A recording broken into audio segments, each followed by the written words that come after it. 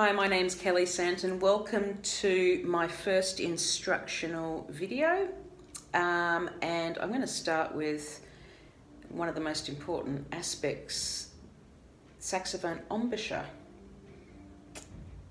There are so many approaches to this, so all I'm going to explain is what works for me and why, and it might work for you also.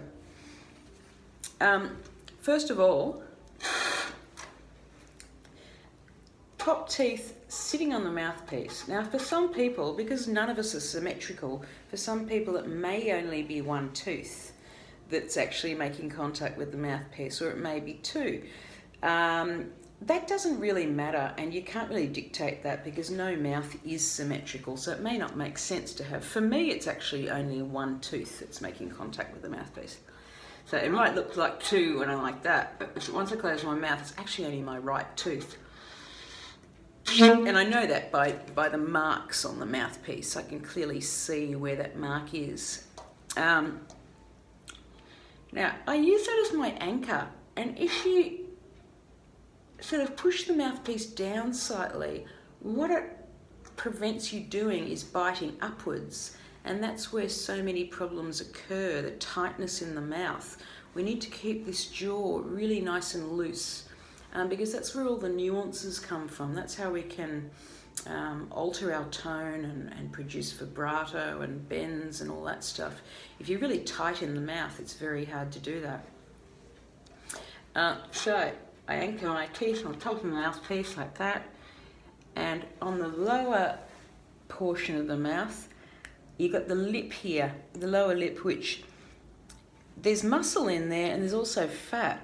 Now you don't want to bite into that muscle because it's a little bit like your arm. If I squeezed your bicep, you would find you'd be weak in that arm. You wouldn't be able to move your hand. And that's the same with the mouth. As soon as you bite into that lip, it weakens it and you don't have the control, and you're going to fatigue very quickly. It will be out of tune, the sound will be out of tune, it'll be thin. Most problems are actually caused by that one thing. So if you can just get into the habit of loosening off, and it's never too late to do this, it's just a loosening of the jaw and focusing much more on your air. So if you take the focus away from your face, and a good analogy for that is if you're running and you start fatiguing, the best thing to do is to sort of concentrate on your breathing and forget about the pain in your legs. And after a while, that actually, it does dissipate. And it's the same with your playing. If you start feeling that a bit of pain in the lower lip, chances are you're actually biting into it. So take the focus away from your face and concentrate on your air. That is your fuel, not clenching. I can't really emphasize that too much because it really is the main issue with most of my students, and for myself for many years also. So side view, the lip, I'm putting a bit of it over. Now this is not the same for everyone because we're all made differently, so I can't say what's going to work for everyone, but this is a formula that works for me. So I've got a part of my lip over the teeth and the other part's in front.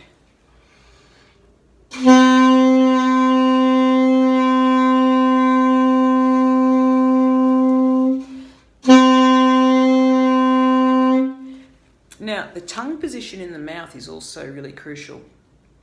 As soon as you get that tongue, as soon as you move it out of the way, like you're about to take a yawn, which you're probably about to now, it's a bit catchy. Once you get that throat open, like you're taking a yawn, you can even hear it in my voice, that opens your sound up. I'll try and demonstrate. Tongue forward. Now put it back.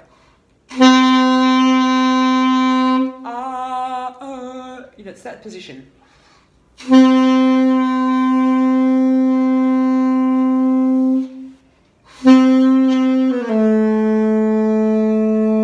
Get a bit closer, you can see exactly what's happening there.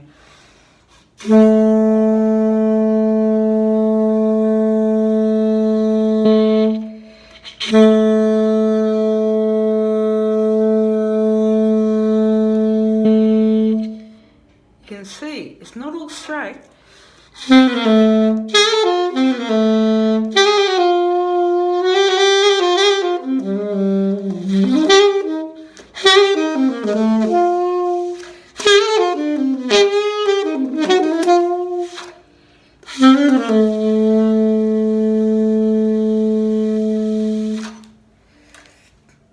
Anyway, thanks for listening, and look out for my next video. There's many more topics coming up, including vibrato, breathing, posture, reeds, all that good saxophone stuff. Anyway, thanks for listening. Bye.